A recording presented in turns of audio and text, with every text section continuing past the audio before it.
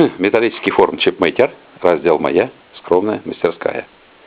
Начнем с разницы. Разница, она в мире везде. У нас получается простая разница. Сейчас все отключу. Станочки. Вот тиски, которым не знаю сколько лет, но лет много. Я покупал ОФ-55, вот который еще делать я уже забрал. Он, в принципе, в рабочем состоянии был, но хотелось и хочется, и также сделаю. Он будет идеальным. Вот. Желание есть, возможность. Будем стремиться. К чему? Вот эти тиски стояли на ОФ-55. Ну, получилось, честно говоря, халява. Не всегда проколы. Вот этот станочек я брал в городе Сердовска. Вот. Ну, какой хозяин был, такой нагловатый. Брал за 60 тысяч. Он намного хуже того, который взял за 18. Там и стол изрезан, недостатку. Мне единственное, что не хватило одного дня собрать его. Все подготовил, но Бог не дал одного дня, я об этом уже говорил. К чему я начал разговор? Вот это старинные тиски, которые станок был 68-го года. Вот. Они отличного качества. В каком плане? Ну, то, что я их все перешлифовал и хвалился ими, там до сотки двух, он да, реально сотка 2 выдает. То есть полностью перешлифовал все плоскости. База, на чем стоит, направляющая, фрезеровка в сборе на станке, по индикатору все выставлял, ну и все остальные причиндалы. Тиски радуют, то есть для работы они хорошие. Аналогичные тиски современного производства, это уже головная боль. То есть облегчили, вот толщина против старинных тисков в 2 раза меньше, литье и конструкция здесь целиковые, но люди не глупые были, здесь облегчили, здесь тоже облегчили, то есть везде облегчили, но эти тиски уже жесткость не имеют.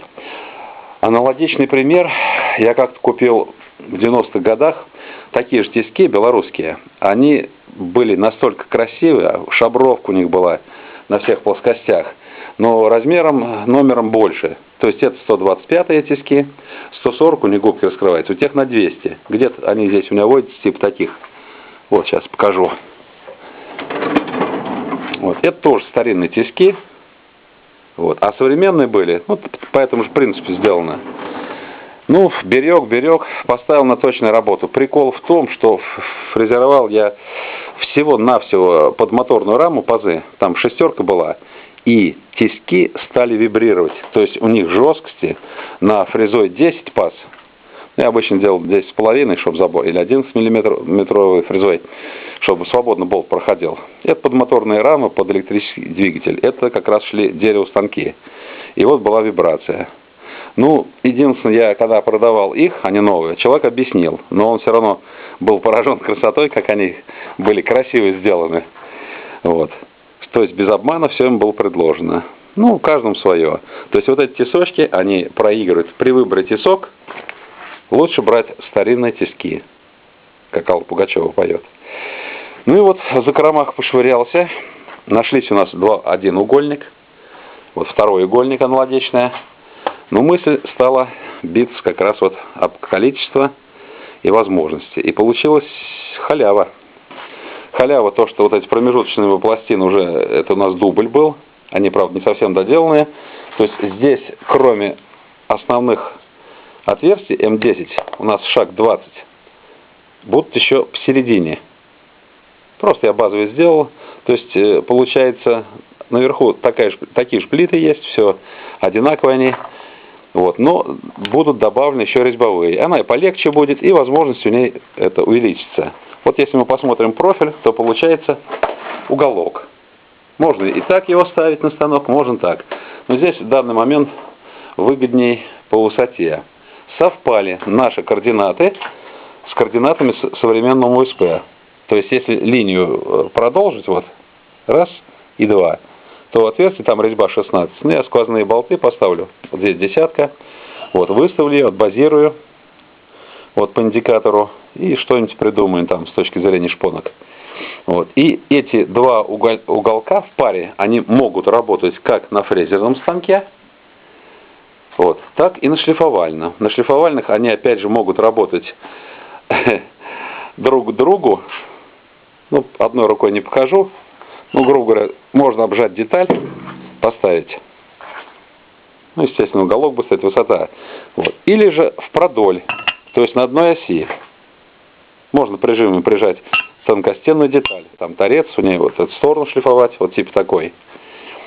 Вот. Можно даже изменить по высоте. То есть на станке получается 300, когда круг сношенный, до 320 мм можем шлифовать. Здесь получается меньше 300 размер.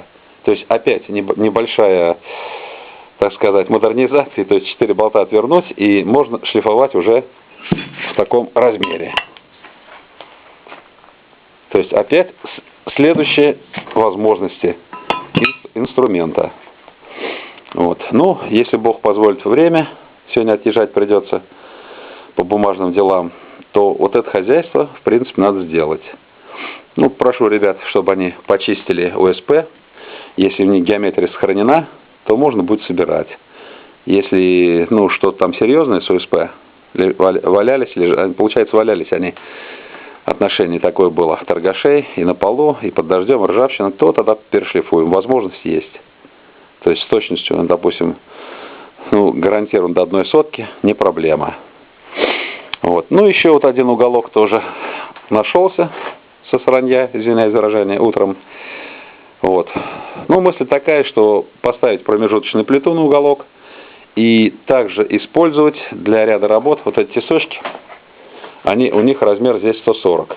То есть можно, опять же, и на фрезерном, и на шлифовальном. А эти тиски нашли свое пристанище, как я показывал, вот в выдвижной тумбочке. То есть это будет текучка. Почему? Быстро. То есть не бегать, не искать. Выдвинул, поставил на шпонки, на ФС-ку или ALG. Вот, 2 УСП-шных болта и работай. Вот. Это самое главное, что быстрота. Ну и качество. Вот такой утренний фильмец. Но он не закончен. Сейчас я еще покажу. Вот Бог, почему мне всегда не хватает времени, это, ну, с клиентами работа. Вот. Есть импортная делительная головка. Мне она уже очень понравилась. Она лежала долгие годы в отстое. Вот, у нее вертикальная, можно под углом, и в минус, там на определенные градусы, и вверх. Ну, вверх у нее довольно большой, я сейчас вот здесь не вижу. То есть минус там на небольшой диапазон. Вверх она немножко превращает, это крутится. И вот получается, что польский патрон по халяве, здесь конус и ИСО-40 внутренний, и наружный, как вот у этого польского патрона, который идет на УТ-16ПМ. То есть и патрончик новый, ну, головка так вот свеженькая. То есть ей нужно опять ревизию, установить патрон. Патрон по типу токарного быстросъемный. ИСО-40 тоже радует, очень радует. Почему?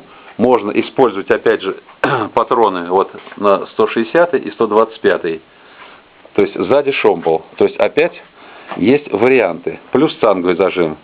На ИСО-40 у меня цанг тоже полно, большие. Вот. И ER-40 можно включить, то есть для точных работ можно использовать вариант. Ну и плюс планшайбы всевозможные. Даже есть вот такие тиски самоцентрирующие, тоже с конусом. Шомпол, правда, идет евростандарт, упорная резьба, но ничего страшного. Можно оправку под 16, М16 сделать. Ну, в принципе, шомпол сделаем. Чертеж есть. Заводской от LG, я спрашивал на форум, кто просил. Вот. Если кто на форуме потребуется на LG 100 паспорт и LG 200, паспорта есть. Единственный вопрос времени, ну, тут, если зимний вариант возможен. В архив я все равно сгоню, и на ФС-ку паспорта есть. Но они, по-моему, есть там, на форуме не водится. Вот следующая задача. Плюс еще одна делительная головка. Также я на ВТ брал. Это я брал не на ВТ, это брал участник с рук. Вот. Головка, так сказать, тоже современная, как евро, типа того. Но она не только евро. И патроны у нее точные, но его испохабили. Мне кровь не волю польский ставить, так как кулачков, как у жулика Махорки. И поворотный стол получается,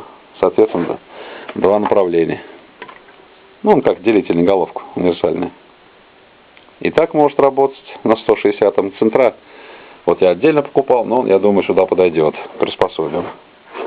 Вот. Вчера хотел шпонки фрезеровать универсальные, но день по другому сценарию хотел. Эти сосочки я тоже брал как по объявлению в газете, но у них развалился упорный подшипник. То есть брал я их по халяве, но мужик мне честно предупредил, что они сломанные. Но база у них хорошая. Вот. Надеюсь на зимний вариант. То есть зимой, не спеша, и как в том анекдоте.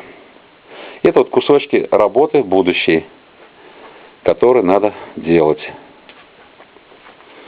Вот. Ну, на сим заканчиваю. Пойду сброшу, чтобы не скучали. Вот.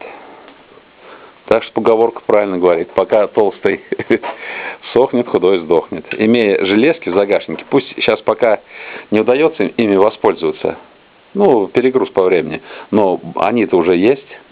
То есть чисть, мой, там шабри, зачищай, юстируй, собирай, и будут большие возможности. И сейчас на пасашок покажу еще в проходе. У меня между домом был проход и гаражом, и вот мы его там закрыли. Вчера тоже вытащил прибор для проверки биения в центрах.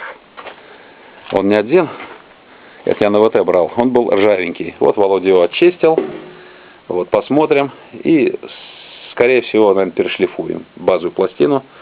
Станочек точный, до 5 микрон он позволяет. Вот эти вещи все, они там нужно фактически все вот эти 4 размера, то есть база, верх и боковой прижим. Вот боковой прижим, он является базой, то есть мы ничего не нарушим. То есть тупо вот этот брусочек аккуратно перешлифовать на плите. Обычно я плиту перешлифовываю под эту работу, и будет приборчик. Смажем его, поставим, то есть он будет включаться в работу. Также вот делительные головки на продажу. Привез их несколько, но человек язык чуть-чуть длиннее, чем у меня. Так, ну ладно, до новых встреч.